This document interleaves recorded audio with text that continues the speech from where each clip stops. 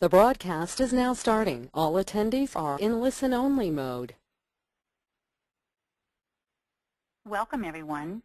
I'm DJ Heckes, CEO of EXHIB-IT, trade show marketing experts, and author of Full Brain Marketing and co-author of The Noise Behind Business, How to Make Trade Shows Work. I hope many of you attended our last webinar from January 21st, and you're continuing with our series of webinars offered every quarter. Today's a great day if you've set a goal to be more innovative in your marketing. So welcome to The Noise Behind Business, How to Make Trade Shows Work for You in 2014. Today we'll be covering the why and how to select trade shows that actually fit your marketing strategies for developing a return on your trade show dollar once you commit to trade show marketing as part of your innovation.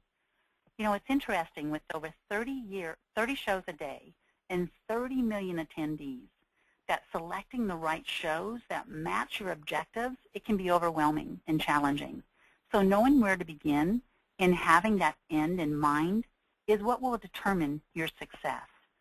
When you exhibit at a trade show, remember there's a lot of noise going on in business, that it's easy to lose track of your message and connect with your audience.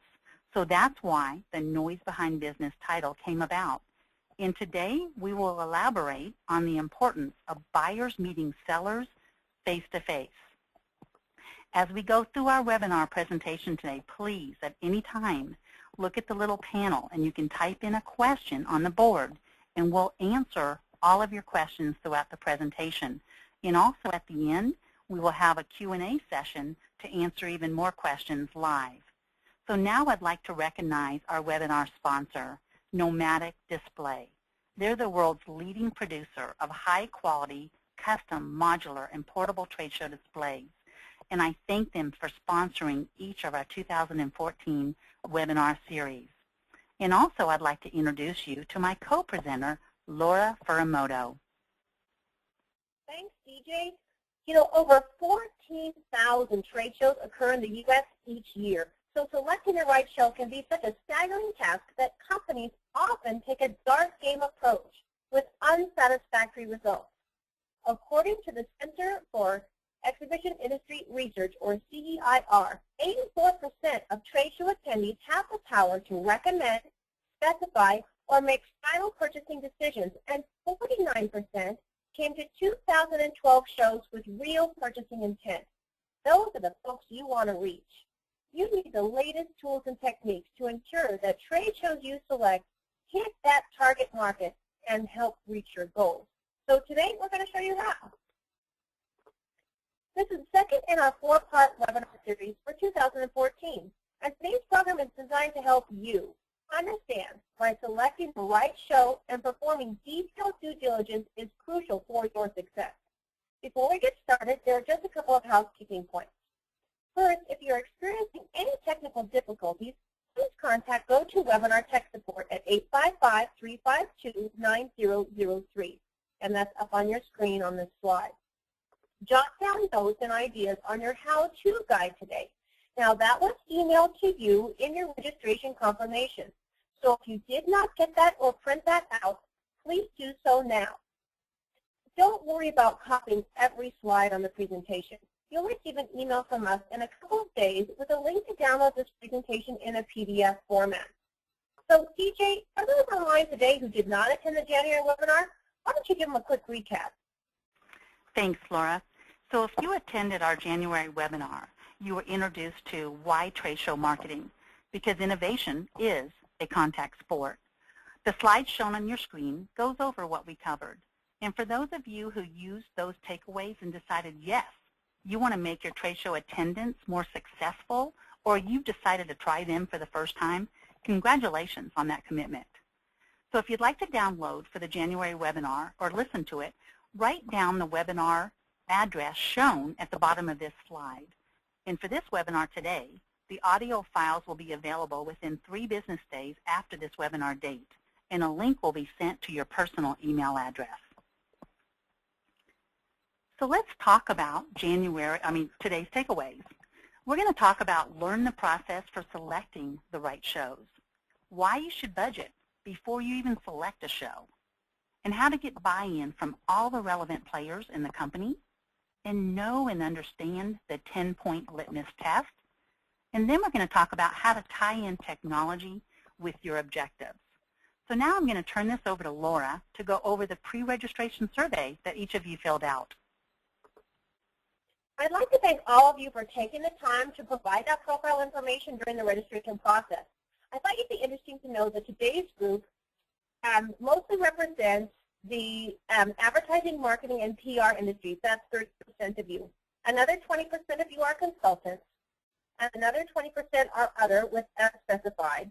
And then the remainder are financial services, med, farm, and biotech, and education. In terms of number of employees, almost 70% of you have 20 and under employees. 20% of you have between 21 and 50 employees, and the remainder are between 251 and 500 employees. 40% of you have between 0 and 99,000 gross revenue per year. Another 25% of you have between $500,000 and $1 million a year in terms of gross revenue.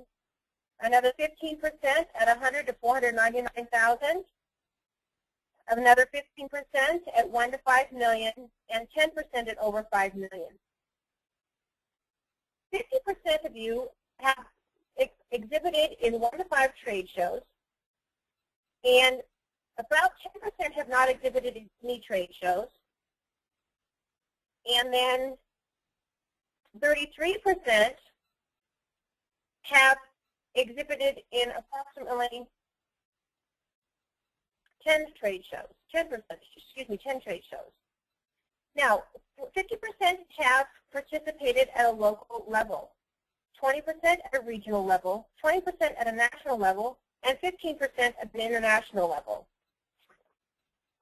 Now, many of you, over 60%, have been satisfied and happy with the results of your trade show experience. 15% have not exhibited before, which approximately matches those numbers that we went over before that had not exhibited. And no, you have not been happy, 30%.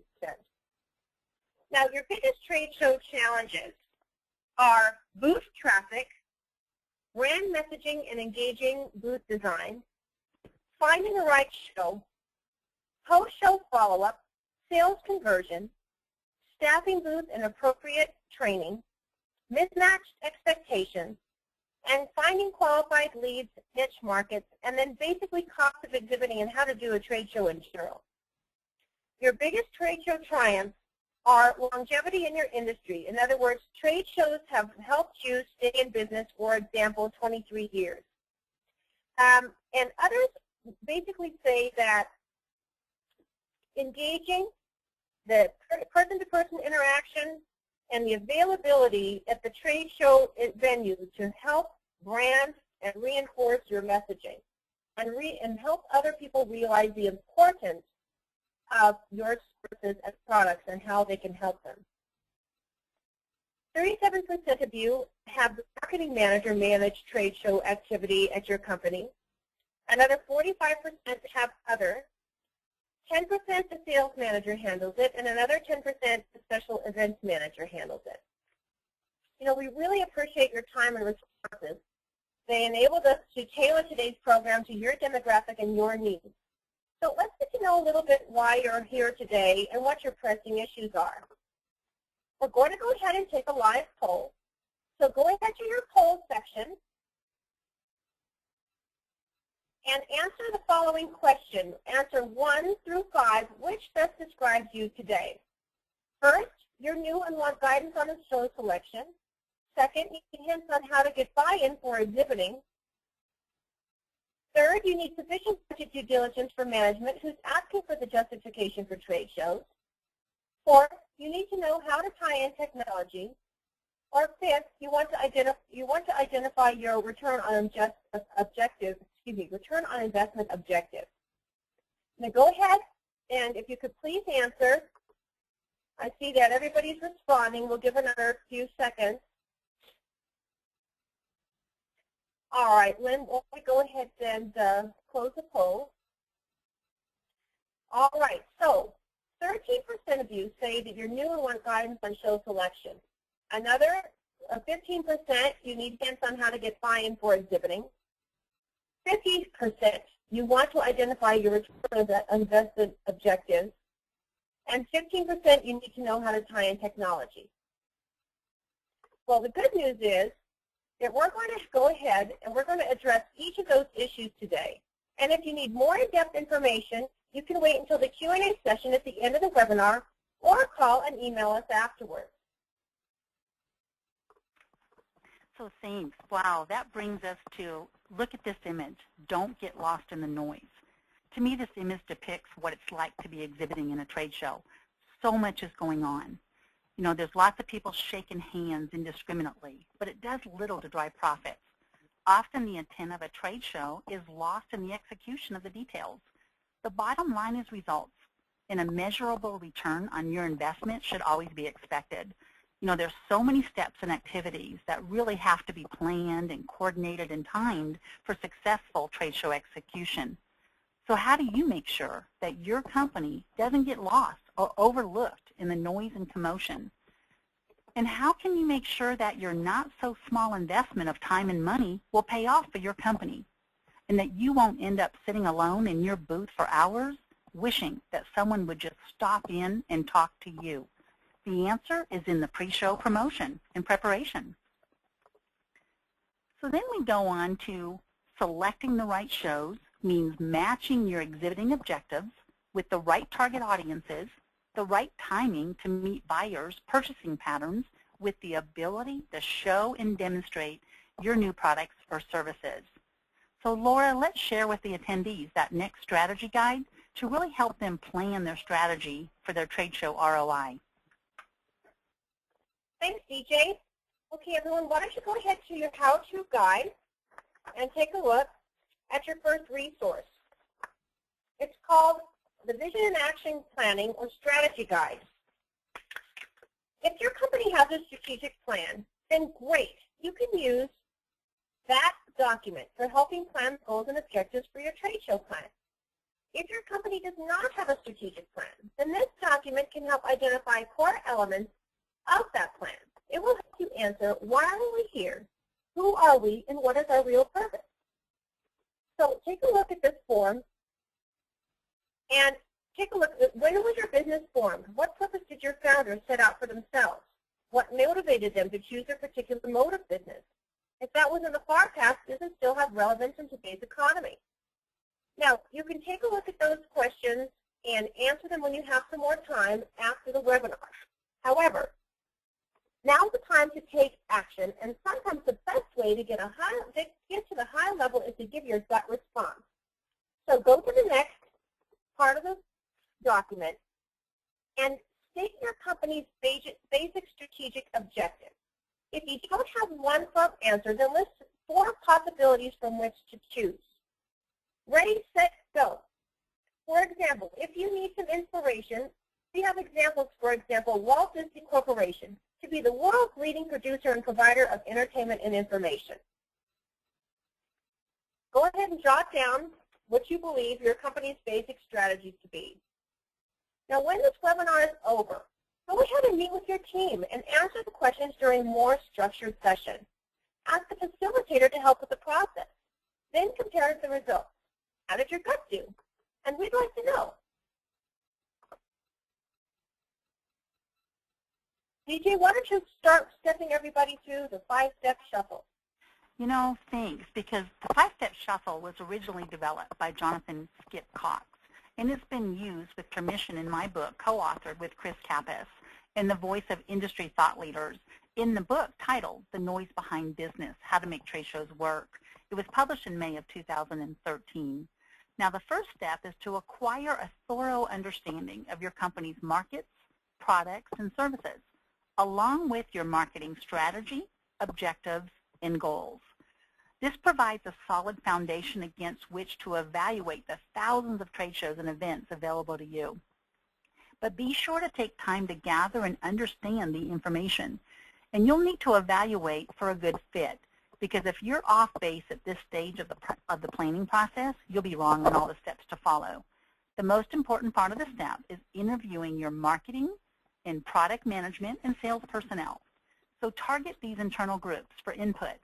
I would ask your marketing managers to define the profile of their ideal customer, the geographical areas that are covered, and the type of buying or decision-making processes that are involved, along with the strengths and weaknesses of your competition. But I would get specific details from them as to how a particular show aligns with their objectives and who they're trying to reach. Once you get that information, I'd then go into your product vertical industry marketing managers. Now this is where you talk specifics with them and ask them to provide you with the bulk of the information that you'll need. Question them about specific marketing and show objectives. Find the marketing trends and products and applications. Also, what shows do they perceive as the most valuable, and ask them why. And then once you get that, I'd move on to the sales force. Now this is where you get the skinny from them. They're the guys and the gals in the trenches who talk with prospects. They'll tell you what's hot, but most importantly, they'll tell you what's on their customers' minds. And then you can determine how their needs best mesh with your company's objectives. So being in the exhibit business for over 20 years now, I see many companies making quick decisions because they hear about a show and they're told to exhibit in it. But if this step is not done well, you may be throwing lots of money away in the money pit for marketing. So now let's move on to step number 2. This is a step where you want to seek feedback from your current and prospective customers. Now this step requires that you find out what shows these buyers attend and what value they place on those shows. But most important, their true interest in your category of products. So once you've identified those prospects, you'll want to find an independent list of people that fit into your profile. Now this list can come from your own in-house database or from an outside list database of sources. But just be certain that your final list includes prospects as well as current customers. And at a minimum, conduct formal interviews by phone with maybe several dozen customers. But don't limit your research to current clients or to showgoers alone. You'll probably want opinions from a cross-section of your potential audience. And here's what I'd suggest that you learn from them. 3 things. Number 1, what is their interest level in your products? Do you really know? And now that we're in a consumer attendee-driven marketplace, this information is crucial to identify their interest. And then number 2, what are their feelings about particular shows? Maybe they feel the show is a waste of their time, or they've heard little about the show that you're exhibiting in. It'd be really good to find that out. And then number 3, what are their feelings about trade shows in general? This is where your target audience may not even go to trade shows.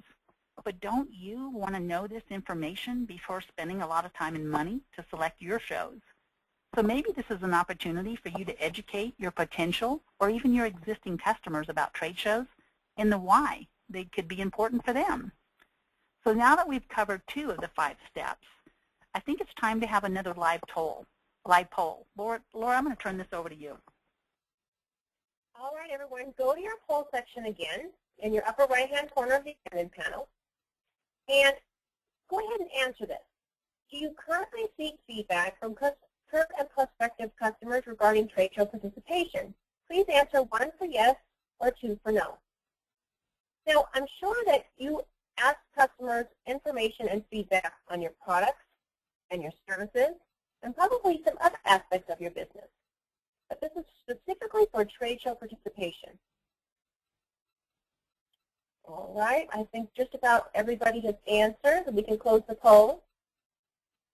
38% of you say yes, you do receive specific feedback on trade show participation, and 63% of you say no. So I know you have a means to survey your customers for other aspects, and now you can use those mechanisms to research the trade show aspects, because research is a sound basis for any decision making, and especially for marketing activity, and trade shows are no different. Let's go ahead and go to your how-to guide, to this resource that says your initial show list. go ahead and write down 5 trade shows that you know of today that you can attend in the next 2 years. Now, those may be ones that you've known of in the past or done in the past, ones that you've been targeting for the future, and ones that you might consider if you've never done trade shows before. What we want you to do is write down this initial show list, and then compare this list to your final list after this training and after you've used the tools provided in the training. What resources before this webinar influenced your show choices? DJ, I know you're going to give us some more resources to help make the right choice in the future. You know what? Yes, I am, Laura, and that kind of brings us to step number 3, because I really love how we're tying in the live polls, because it gives us a feeling of what the attendees, you on the webinar, are doing for your trade show planning. So let's talk about step number 3. This is where you create a list of show opportunities, and this is where most companies begin, but really it's a big mistake. Without the background established in the first 2 steps that we talked about in 1 and 2, your chances of selecting the right shows are about as good as winning a fortune in Vegas. So the mission is, in this step, to develop the mother of all lists. This is the compilation of all possible shows and events that might meet your company's marketing objectives. Now, this list will serve as the basis for further investigation. So when you're selecting new trade shows to attend for the first time, usually attendees are searching for a show that they can trust to deliver the best experience and to connect face-to-face with colleagues and gather the information that they need to help make them successful business decisions. According to a 2014 report from the Center for Exhibition Industry Research, also known as CEIR, I'm going to share with you the top reasons new attendees attend a specific trade show for the first time, and they're in order of importance from 1 to 6. Number 1 is the reputation of the event. Number 2, it's the ability to network with other colleagues. Number 3, they want to obtain specific information for issues and decisions that they're facing. Number 4, it's the quality of the speakers. Number 5, it's the size of the show that's focused on their needs in their industry sector. And number 6, it's the value for the money. Now, you can find a master list of all shows in the United States and even global by visiting the URL on this screen. Now, write this down because it's on the same page as your initial show list, and get started today because this has a lot of valuable show information. So let's go on to step number 4. Okay, now you're ready to scrutinize each show on your master list and start voting the weaker contenders off the island. The most important step is to talk to the show organizers. Now, often this can be the most difficult step because in many cases, they don't have the kind of data that you need, or they're reluctant to share it with you. And also, there's really no standards for consistency in reporting event information to make direct comparisons easy. It's like comparing apples to oranges. But to make matters worse, the majority of shows don't even have independent audits to certify their information. So you may want to begin by asking organizers for basic demographic information, such as what is their total attendance. But even better, ask them about their net attendance, because this weeds out spouses, students, and exhibitors. But ask if this figure is audited and verified by an outside agency. And if not, take it with a grain of salt. I know many show managers who turned in marketing numbers for expectations, when in reality the show may even be a flop. So if you're considering a first-time show, investigate the success of other shows maybe put on by the same show organizer to evaluate their success rate in the past, and research past exhibitors and maybe call them from the past shows to confirm what you hear. So now we're going on to my favorite part. You've done all the macro research, and now you can narrow down to the micro level. That moves us to step number 5.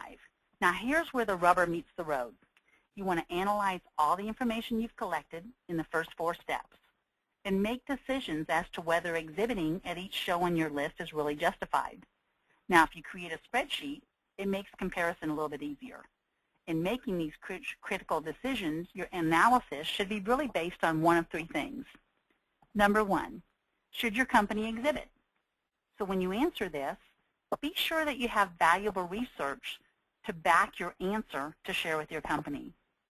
Number 2, does the size and quality of the audience meet your marketing objectives and justify exhibiting at the show? Now, if your answer is yes, then I would say what level of investment is justified to reach your potential audience and compete effectively with other exhibitors. Number 3, what strategy and objectives should you entertain for each event? So before answering this question, though, remember, ask, should we exhibit? And then ask yourself, does the size of your total potential market justify exhibiting to reach all of them? If your potential market's relatively small, then a show may not be the best vehicle. Or if your market's very geographically dispersed and the show's regional, it may not draw a large enough audience. However, if you can take this time and find out this information early and see the value in exhibiting in trade shows, this can really be beneficial to support your exhibiting in shows, and also determine if you need to exhibit local, regional, or even global and national. So when you receive the complimentary ebook, be sure to read more in depth about this step because it goes into much more detail, which includes decision-making aids created for metric tools.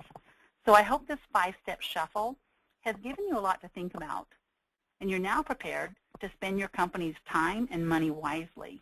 But there's a bonus. You'll come away looking like a hero, and all that's left is to practice your victory dance.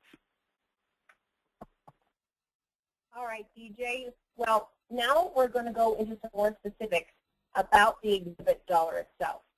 Exhibiting companies spend more than $24 billion annually on exhibiting. Why do they spend that much money? Well, according to the Center for Exhibition Industry Research, again, CEIR, 99% of exhibitors find unique value delivered by business-to-business exhibitions which is not provided by any other marketing channel. This was their feeling. Exhibitors assign top ranking to the value of face-to-face interactions at exhibitions. Exhibitors assign high value to exhibitions in helping them achieve their high-priority marketing and sales objectives. They trust trade shows to do this. Business-to-business exhibitions capture the largest share of marketing dollars among companies that exhibit. So budget drives everything. And your new exhibit dollar is really not a dollar at all. The percentage of the overall trade show budget.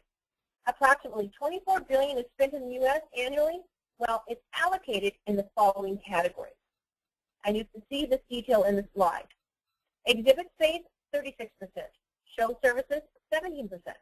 Travel and entertainment, 14%. Exhibit design, including graphics, 11%. Shipping, 10%. Promotion, 6%. Lead management and measurement, 4%. Exhibit staff training, 1%, and other, 1%. Now, there are other more detailed benchmarks in the book, including cost per square foot of back wall for each type of exhibit choice, for example, new, custom, rented, etc. When evaluating these percentages, it's helpful to reference that exhibit-related expenses total 38%. Now, again, that's exhibit design, show services, and shipping, especially for those of you who have never exhibited before. It gets to be a good, solid investment. And this is important to recall because the next decision, what type of exhibit do you need, will represent a significant percentage of your budget. So you'll need to plan wisely. For example, let's play with the math a little bit. If you want a double-decker booth right out of the gate, and it costs $150,000 to design, produce, ship, including services, then that $150,000 represents 38% of a total budget of $400,000.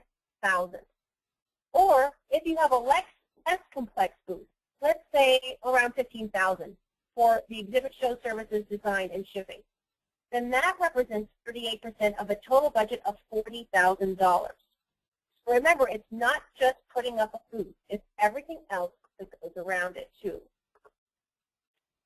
Now, a more helpful budget guide might be the cross-industry view on the slide, which shows spending by industry. So I'm just going to take a few examples, and then you can kind of see where I'm going with this.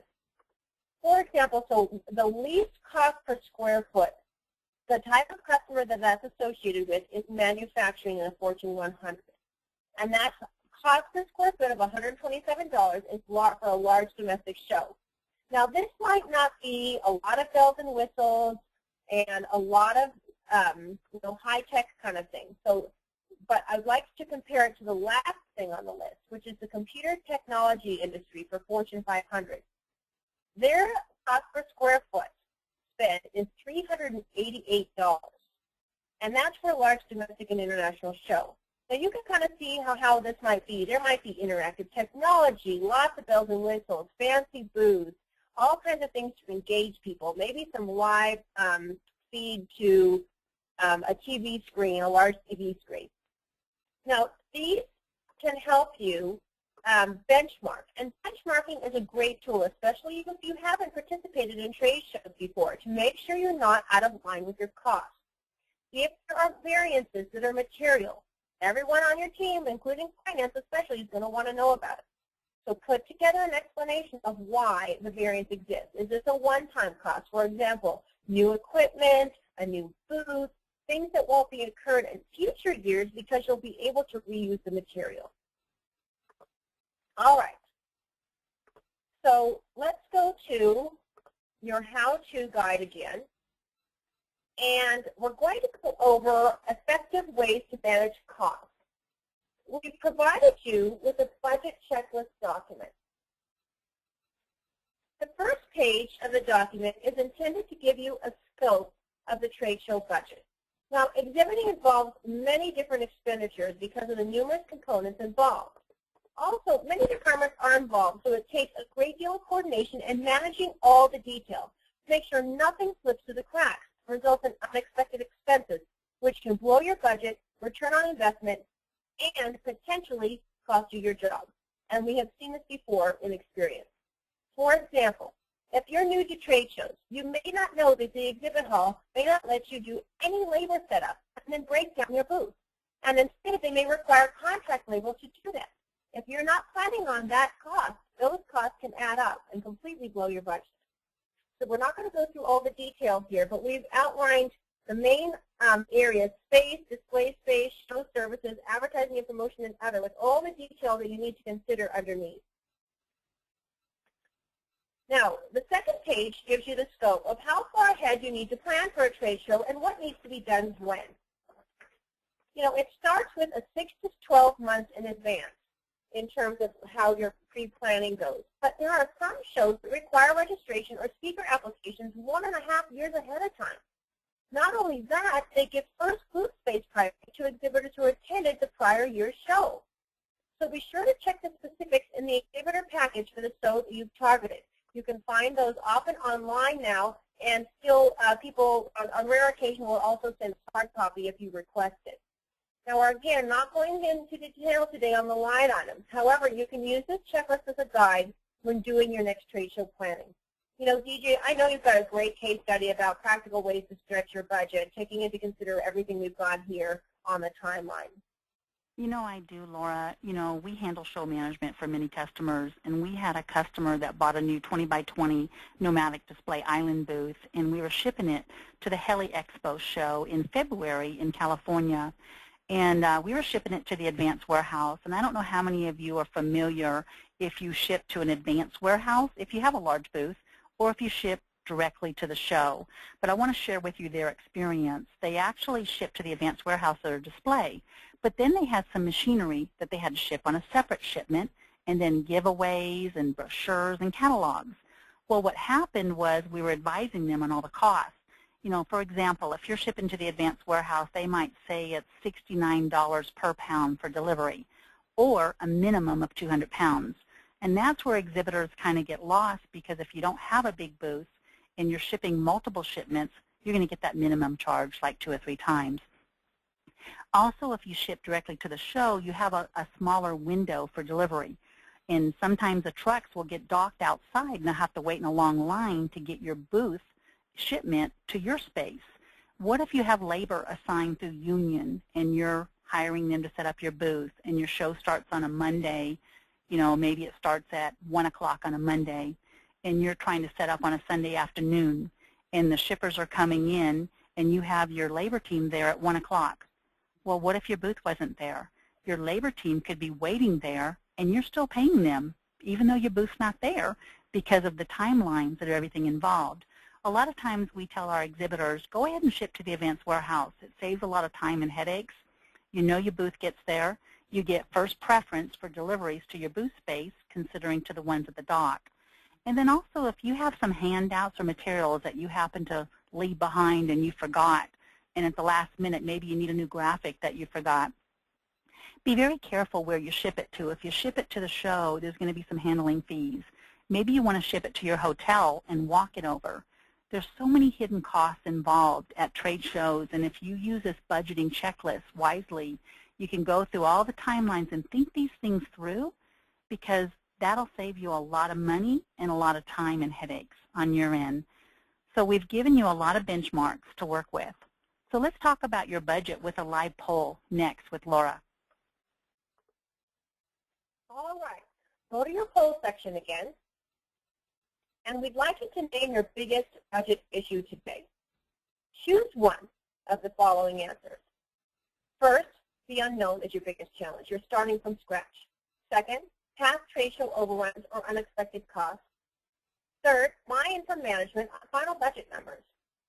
Fourth, shrinking marketing budget overall, or 5, other. Now, if you are answering other, go ahead to the question section. Start typing the first word budget to help us organize, and then go ahead and type in what your truly biggest budget issue is if it doesn't appear here on the list. And we'll go ahead and review those answers along with the rest of the poll.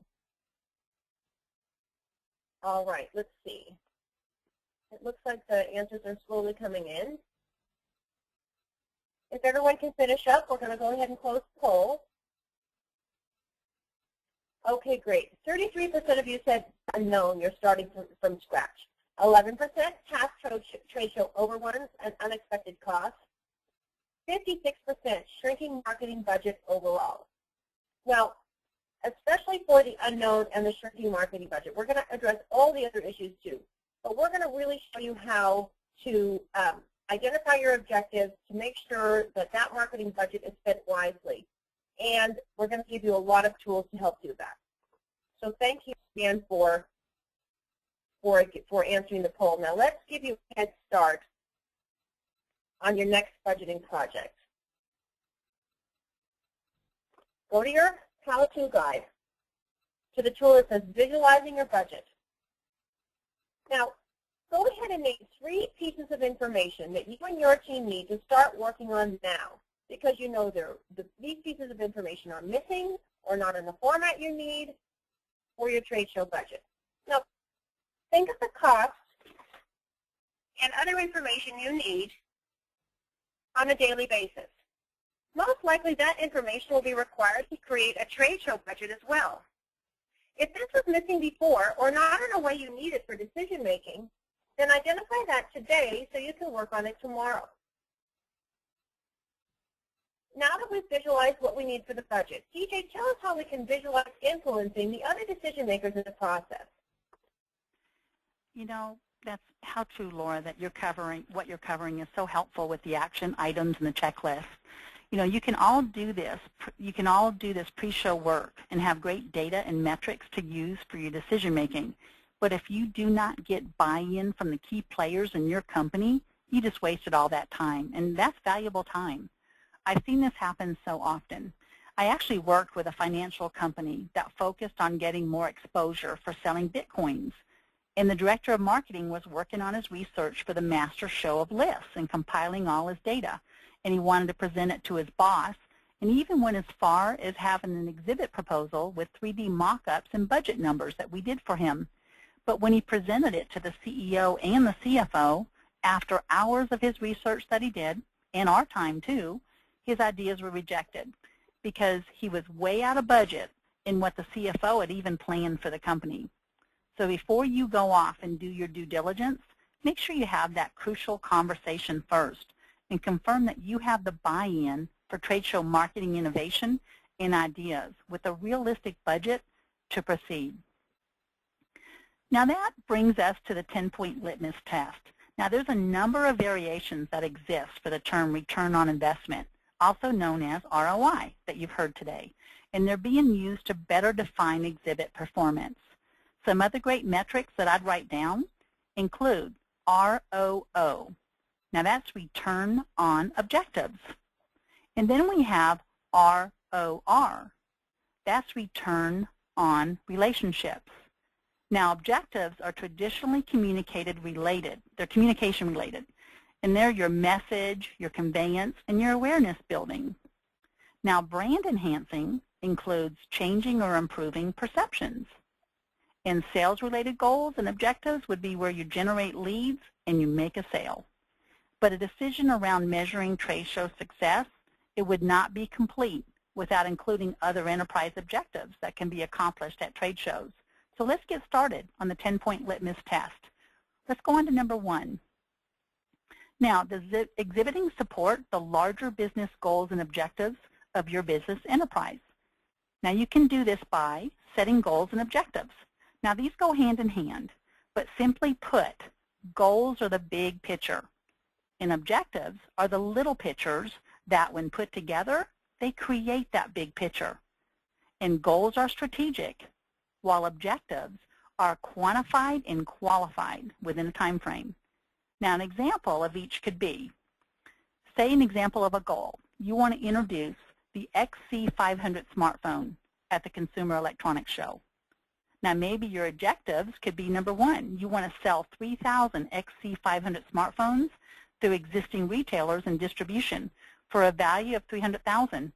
Or maybe your goal would be you want to generate 20 inquiries from major retailers requesting follow-up visits by reps within 60 days. You know, I train our staff when we get ready for shows, and I tell them it's not about the quantity of the leads, but it's about the quality of the leads, at least in our industry. Now, back in the late 90s, I remember we were exhibiting in a trade show, and when we had the newest technology for our nomadic pop-up exhibit, and we had some large formatted printed graphics of new technology, and we were exhibiting in a regional show, and we had a 10-by-10 booth, and we had a large graphic that showed an apple pie with the apples oozing out of the pie. And the slogan was, graphics as easy as apple pie. And we wore red aprons. And guess what? We handed out apple pie slices to all the attendees that filled out lead cards for visiting our booth. Now, I had to send staff members to Costco twice during that show. It was a one-day show because we kept running out of slices of pie. I received over 400 leads, but however, we were so busy giving out pie slices that the leads really weren't rated and evaluated properly. And we ended up with a lot of follow-up work that took weeks to determine if the leads were even valuable or not. So now we have a new lead rating system to help us define our goals with lead metrics to evaluate leads during the show. We learned a valuable lesson at that show to focus on real goals with real objectives and to tie in the quality of leads with those goals and objectives. So now that we've covered goals and objectives, Laura, let's move on to number 2. Number 2 is, does exhibiting have the support of senior management? And have they made this known throughout and within the organization? Communication and support for exhibiting by senior management should be verbal and written. Trade show participation should appear within the marketing and PR strategies as well as planning documents as a tactic. An expectation that trade shows are a valuable part of marketing mix and an important role they play in achieving company goals and objectives should be clearly stated. This includes past accomplishments, lessons learned, and failures, which should be part of the open dialogue so that the blueprint of success for the future can be outlined. You know, because of the complexity of the trade show environment that we've reviewed in the previous slides, and because their expenditures affect multiple departments from sales to accounting, your barriers to success are often hidden. Open communication will increase the transparency of what you're all trying to achieve and get everyone on the same page. That gets us to number 3. Is there a defined outcome expected from exhibiting? You know, if it sounds like the only reason to exhibit is achieve quantifiable results, you're right. Management is scrutinizing the spend on trade shows relative to quantifiable outcomes and asking the question, did this investment perform to expectations, and is there a more cost-effective medium to get the same result? Remember our poll result, about 70% of you said that you have a shrinking marketing budget. That's why this really comes in and is very important. Without a defined income quantified as metrics, you don't have a benchmark to drive and evaluate performance. And too many times the tough questions aren't asked, and therefore your success and that of those around you. Remember, you're doing this as a team. That success is judged without the tools to do so justly and fairly unless you really define what that outcome is. You know, in our first webinar, we reviewed in detail the 23 ways to use your trade shows to better your business. For insight into these nuances, check out your version of the book, How to Make Trade Shows Work for You. That really sets the destination on your trade show navigation and allows you to have a step-by-step course to ensure that your dollars that are invested equal a net positive dollar outcome. So here are some survey results that other companies define in terms of outcomes. 84% of exhibitors say that high quality of attendees is the most important factor when deciding to exhibit or to expand booth size. 54% say favorable return on investment is an important factor when deciding to exhibit or expand booth size. 50% consider positive past performance an important factor, and that is from the CEIO's report, The Changing Environment of Exhibitions. Knowing your defined outcome expectations takes you on to the next step, quantifying the metrics. So number 4, how does the outcome be then quantified through metrics? Ask yourself, how do I measure success for your other marketing and sales activities? So some great ways to measure would be related to trade shows, close ratio at the trade show. First, find out how long it takes on average to close a non-trade show generated sale. I bet your salespeople know this right off the bat, especially for themselves. Then, what are those numbers in comparison to trade shows and why? Many companies don't track the trade show results as closely as they do, or that close ratio as closely as they do the non-trade shows. So, a next tool is the CRM system have a tracking field that says, client acquired through trade show lead or something similar. And if it doesn't now, it should tomorrow. Social media engagement. It's important to measure pre, during, and post-show engagement to see if your trade show marketing is moving the needle. Things to document. Pre-trade show. How many friends do you have on Facebook, or how many likes? Is the number growing or staying the same pre, during, and post-show? Do you have a following on Twitter? Have you ever had a retweet from what you say or do? Do you have clout from others who watch what you say? What about LinkedIn profile views? How many people are linked to you? Some other tools you might consider. Pre-show mailer responses, email newsletters, and email distribution lists for communicating your brand. RSS feeds to your existing blogs or articles. The number of pre-scheduled meetings at the show with key clients and prospects. You know, these are all important internal metrics for all of your outreach activities. And if you have more, great. Measure those too, pre, post, and during show, so that you can truly measure your success. DJ, let's go on to the next one. You know, all of those metrics are so important so we can succeed in business. So that brings us to number 5. Are the metrics approved and supported by all constituents in the company? You know, it can take weeks, months, or a year to understand whether a trade show is even worth an investment. But in the short term, the evaluation of trade show is often limited to polling booth staff or counting captured leads and how many were hot. But unfortunately, these trade show metrics don't really impress executives who are hungry to know trade show ROI like right now. So to help speed up your way to predicting trade show success and presenting it maybe to your CEO or CFO or even CMO, I found it best, or even simpler, a near-term way to predict whether you'll hit target trade show ROI is to track and compare the response rates to lead nurture emails that maybe are sent to your trade show list. And then you can track how the leads perform as they progress deeper into the sales funnel. So here's how you can get started. So say you are going to a trade show and you're sending out a minimum of 4 nurture emails over the next few months before the show. You'd want to measure the email click-through rate, the CTR, of each email. And then you want to segment your trade shows into categories to customize or target your ROI and your click-through rate. And then you measure the rate at which the email clickers convert to a sales qualified lead, also known as a SQL. So what a successful process looks like is evaluating your trade show ROI benchmarks for every click-through rate. but knowing that your first email will probably or most likely be the highest, and then each subsequent email may drop. But knowing the metric and evaluating the process, it'll keep you on top of getting those metrics approved. So metrics is especially important because they're usually tied to budget. So number 6 is the budget sufficient to achieve the desired outcome, or should the metrics be adjusted accordingly? You know, make no mistake, tracking ROI takes resources. It's one of the biggest practical deterrents to measuring outcomes. You know, you may identify that to track all the measurable objectives that you've named in order to determine ROI will truly take a quarter-time person in terms of hours. You know, you may not have that budget luxury, or you may. So automating systems in either way of tracking, including database and CRM software, can assist in reducing the workload.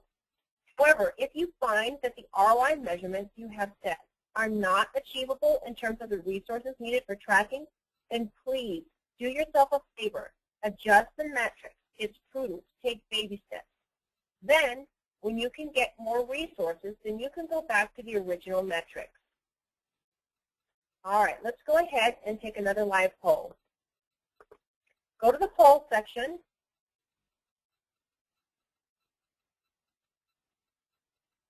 And answer the following question. Do you have measurable metrics for trade show ROI in place today? Answer please yes, number 1, or 2, no.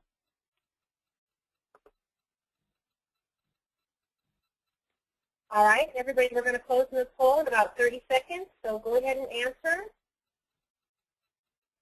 All right, so 13% of you say yes, you do, and 88% say no, you don't. Okay, great. Well, today is your opportunity.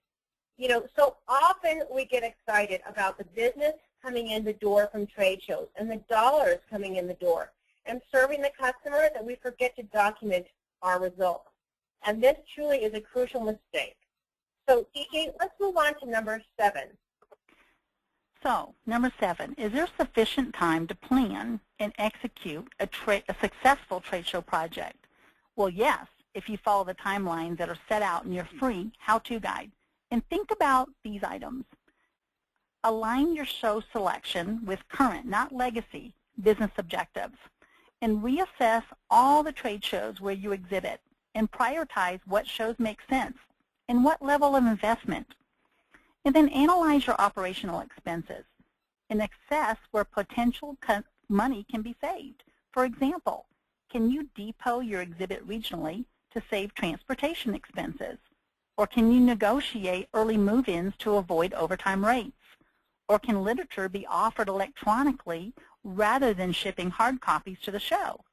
But be sure to listen to the January webinar because we talked about some ways to save costs when shipping to advanced warehouse or direct show and some hidden costs in that webinar also for proper planning. You may even want to evaluate the cost benefits of outsourcing versus doing more in-house. I know we have many customers that have purchased large exhibits and they realize they don't have the in-house manpower to handle their show management program. So they hire us to store and ship to and from the show and set up and take down for labor. And they even sometimes have us order all their show services, so all they have to do is show up and do what they do best, generate leads by working the booth at the show. So think about it. As you exhibit in that trade show, where else can your company get in front of so many clients and prospects in a concentrated period of time and demonstrate company confidence and strength?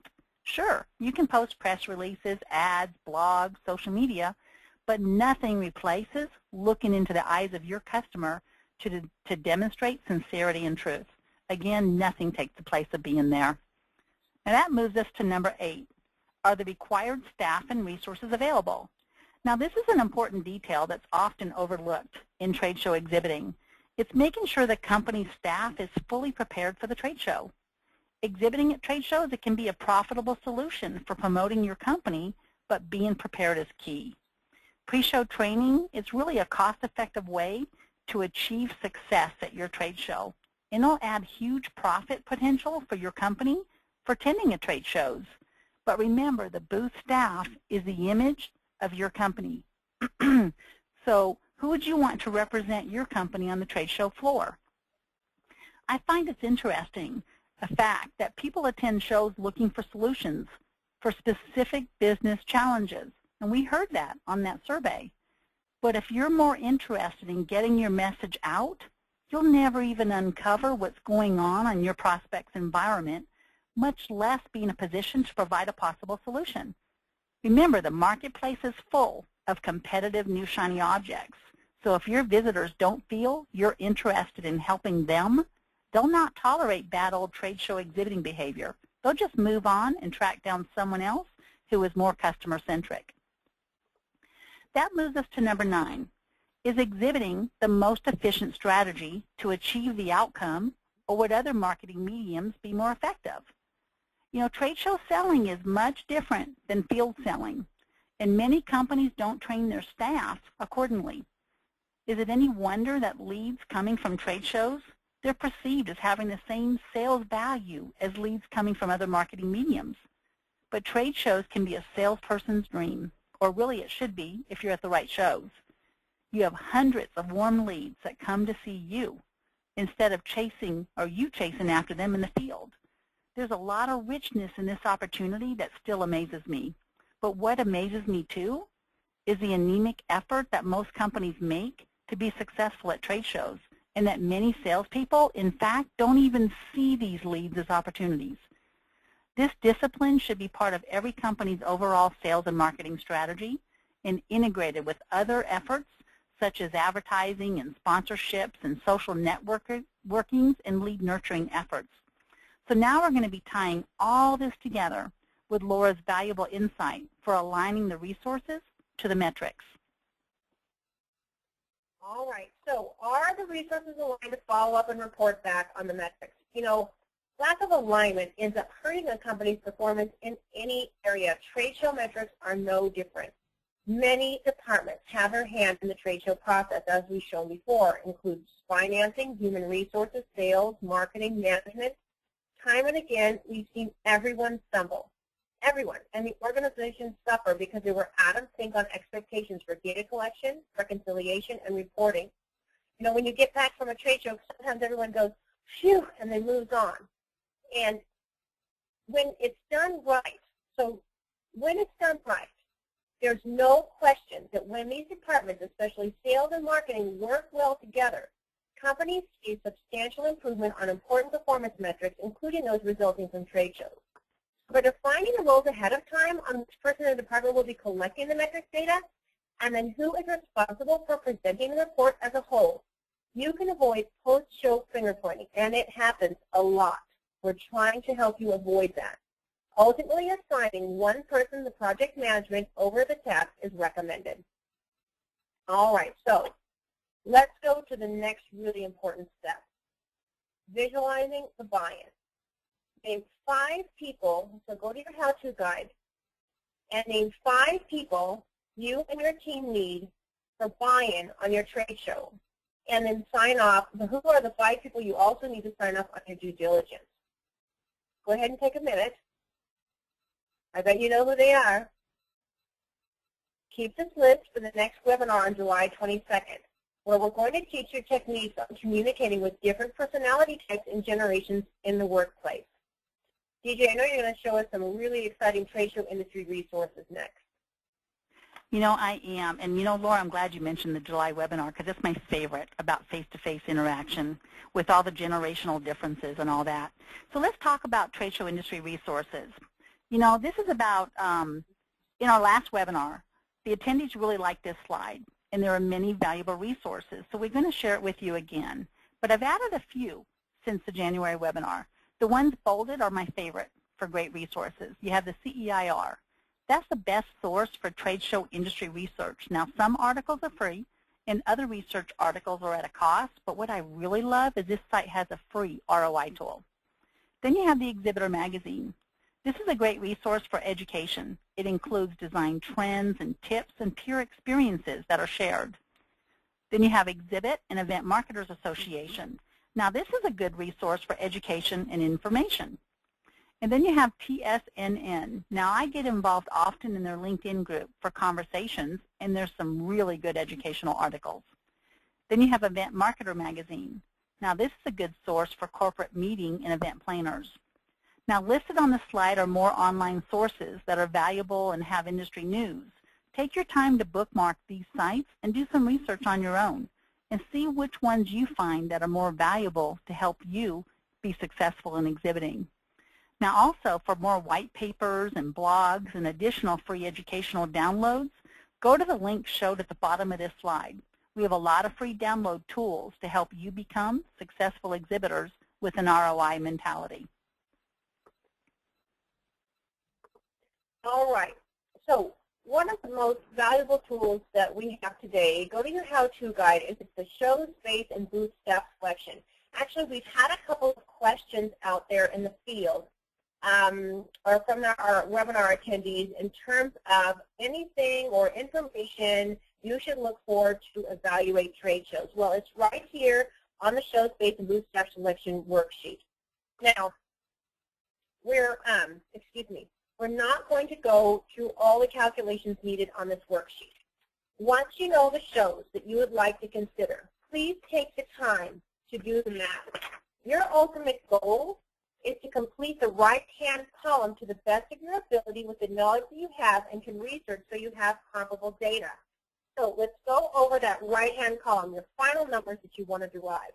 The net audience attendees, high interest attendees, potential audience, visitors per hour, exhibit staff required, open space required, and total space. Now, the due diligence on this level is really important because it can help you develop a numbers-based and objective evaluation of all the shows that you're considering. So when you return to the office, please step through this worksheet to help evaluate these key resources. Now, keep your how-to guide open. Flip to the next page and write down the 10 things you'll do next with the knowledge you gained today. Go ahead, go with your gut. I know you've been thinking about a lot of things as we've been going through the different points, and write down what you're going to do with the knowledge you gained today. I'll give you a few seconds to finish up.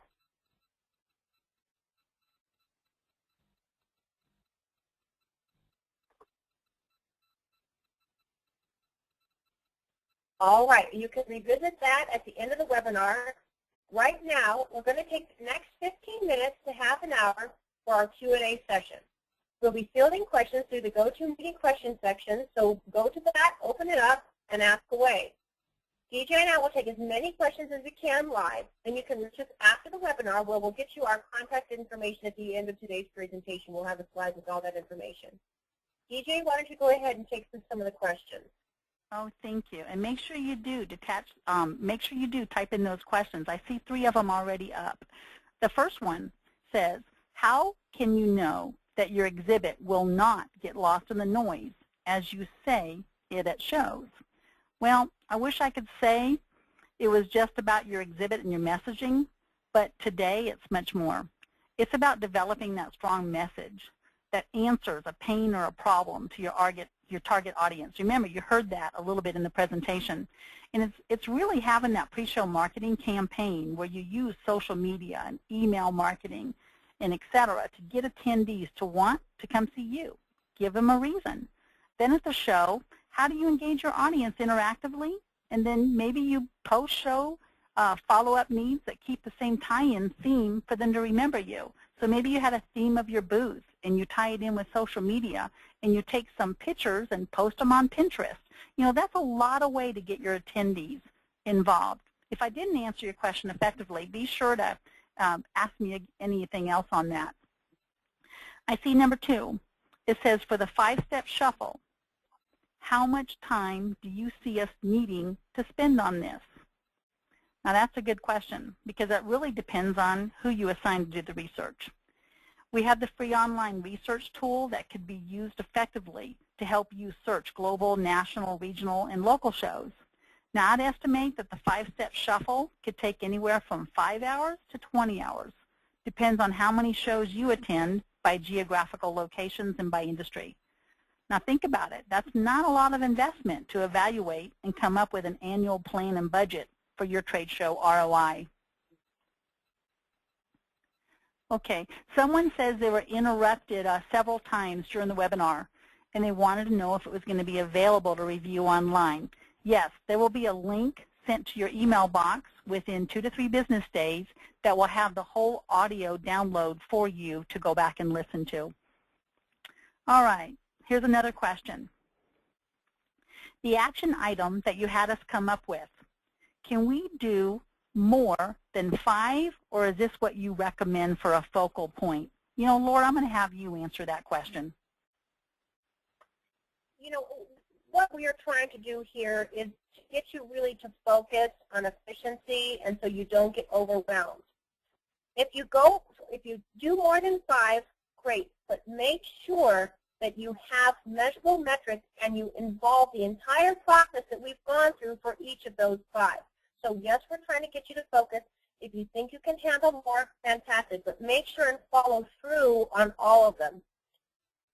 And I think that's probably the most simple answer, DJ.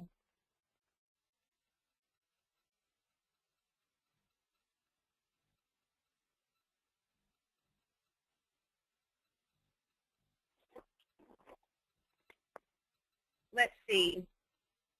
I'll go ahead and take this question. If I have, let me read it for you because it's a couple of different parts.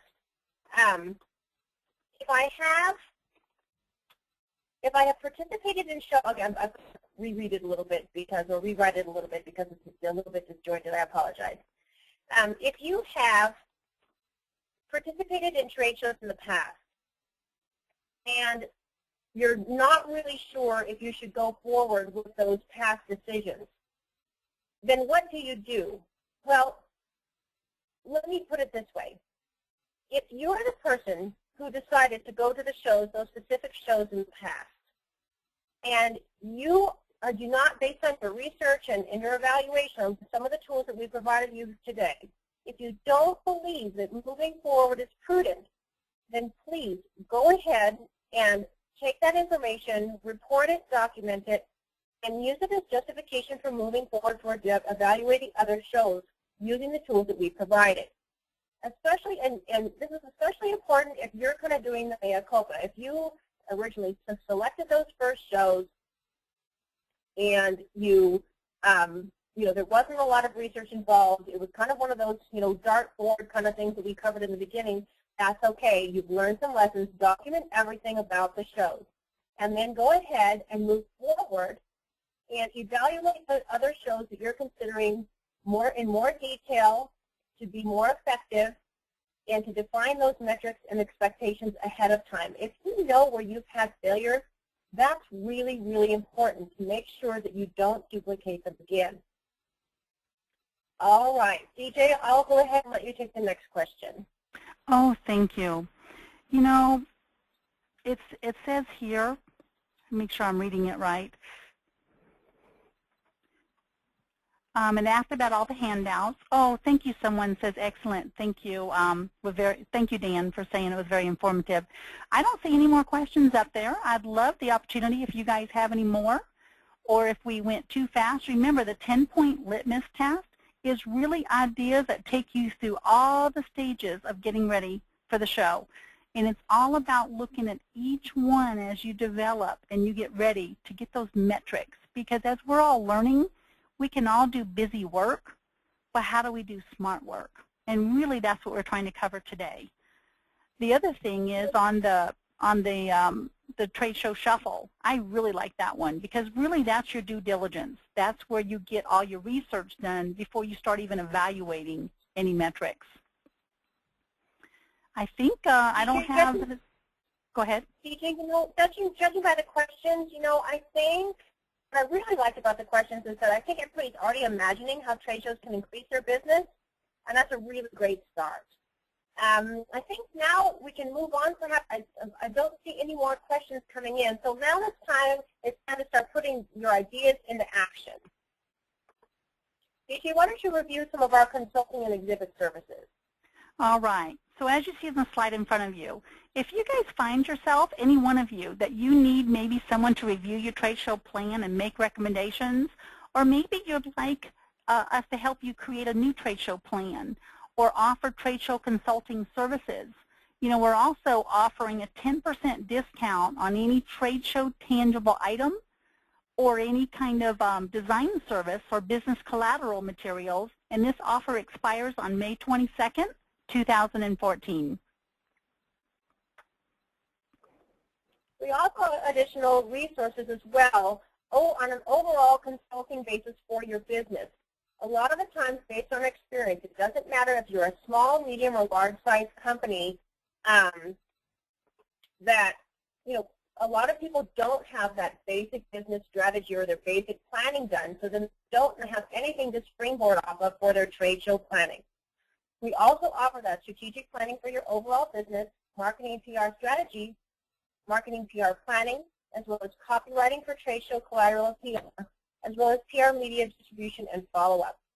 You know, any trade show planning you do should fit into your overall business and marketing strategy and help meet those goals and objectives. We also offer some additional resources. You know, sales training, we reviewed that in the shuffle. It's so different on the trade show floor. Please ask us if you need sales training for this specific arena. We partner with nationally recognized experts to make your trade show sales more effective. Our sales expert for this particular webinar series is Al Hyman, LLC. Specialty items, ask us. We went over this in the timeline especially. Some people, when they go to do the trade show, they want to order their specialty items 2 or 3 weeks before the show. Oftentimes, there's maybe even a 5-week to a 2-month lead time. So please ask us about that as well, and ask us ahead of time. Our vendors are on the cutting edge, including the latest and desired green promotions. And our specialty partner for this webinar series is OCG Creative. Now, DJ, let's wrap it up. All right. So thank you, everyone, for taking the time out of your busy day for this webinar and being active with your questions. It really tells us that you're listening and you understand the importance of that due diligence. And we really enjoyed the interaction and hope that you learned a lot through this webinar. I'd like to again recognize our webinar sponsor. You know, without them, Nomadic Display, we wouldn't be able to do this for you. And they're the world's leading producer of high-quality, custom, modular, and portable trade show displays. And thank you for sponsoring our 2014 webinar series. And also be sure to register for the remaining webinars in our series. We have July 22nd, Notable Exhibiting Trends. That's maximizing your visual and your verbal communications at the show. And then we have October 21st. That's making the most of your trade show presence, what we call how to tie the ribbon around the package. You'll also be receiving a follow-up email with an attendee survey. And we'd really appreciate your time in giving us feedback so that we can continue to provide you with online education to meet your needs. The email will also include a reminder about how to download your ebook copy of The Noise Behind Business, How to Make Trade Shows Work. Or if you'd like the hard copy version, email us at answers@exhib-it.com, and we'll tell you how to get the discount off the retail price. That's all we have time for today. We'd love to hear how you've integrated what you've learned today, and especially in the future, and how you applied it to better